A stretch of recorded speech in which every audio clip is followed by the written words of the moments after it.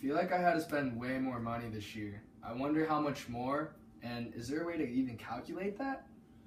Well, dude, today's your lucky day because there is a way to calculate it, and I know how to do it. It's called the CPI, aka the Consumer Price Index. What's a CPI, and how is that even going to help me? Well, basically, dude, the CPI is a measure of how expensive the average cost of living is. And if we know the CPI in multiple years, we can calculate the percentage that it increased. Okay, it's starting to make more sense, but what does the percentage even mean? That, my friend, is called inflation. You may have heard of it or not, but you probably have. You're a smart guy. Yeah, my mom used to say that's why I couldn't get Halo 3 when I was 9. Yeah, because stuff just costs more. So how do I even go about calculating this, bro? Alright, it's a 3-step process. First, we need to decide what will go into the CPI basket of goods. Usually this basket of goods is a general group of basic necessities like food, water, power, or other common household, expenses. Okay. Dude, hold on a sec. I don't know if I'm quite getting it. Can you just give me an example? Alright, so basically think about what types of foods you eat on a common basis. Then from there we can make a simplified CPI and then calculate inflation from when it increases. Okay, so pizza? Definitely Oh, pizza. for sure pizza, for sure. What about fruit snacks? Yeah, man, those are pretty fire. I'd have to agree. And the Reese's Puffs, I'm guessing? Oh, Reese's Puffs.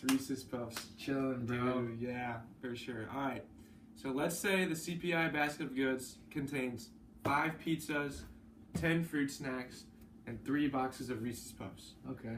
Now, from there, we can calculate the CPI for this year, and that will be the base year. And this will allow us to find the inflation. So we're kind of just comparing year to year, and how much the cost of living is and how much it rises. I think I'm starting to get it. All right, so let's assume last year, 2015, is our base year. In 2015, the cost of pizza was $6, the cost of a fruit snack was $2, and the cost of Reese's Puffs box was $5. To find CPI, we calculate the total amount of money spent on the basket goods and then divide it by the cost of the basket goods in the base year.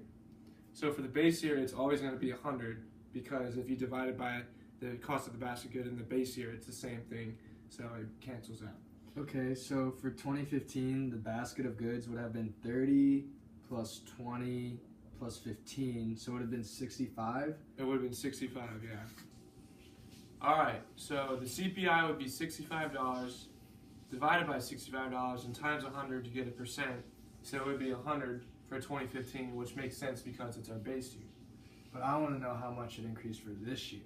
Okay, so for 2016, let's assume the cost of a pizza was $8, the cost of a fruit snack was $3, and the cost of the Reese's Puffs went up to $6. Now, the basket of goods for 2016 would be $40 plus $30 plus $18, which would be $88. From this, we can find the CPI by dividing $88 over $65, the base year, and times 100, which would be 135. So that means the CPI for 2016 is 135. Okay, so my CPI increased, and that means I have to pay more for living. I'm a poor college bum. That's already hard enough, dude. I know, man. I feel you there. This is what we call inflation, and it affects us every single day. To find inflation, we find the percent difference in CPI. For our example, it is 135 minus 100, and then divided by 100, and then multiply by 100 to get a percent, and that would be 35%. So our inflation was 35% from last year to this year. Oh, okay. It's all making a lot more sense now. Thanks, man.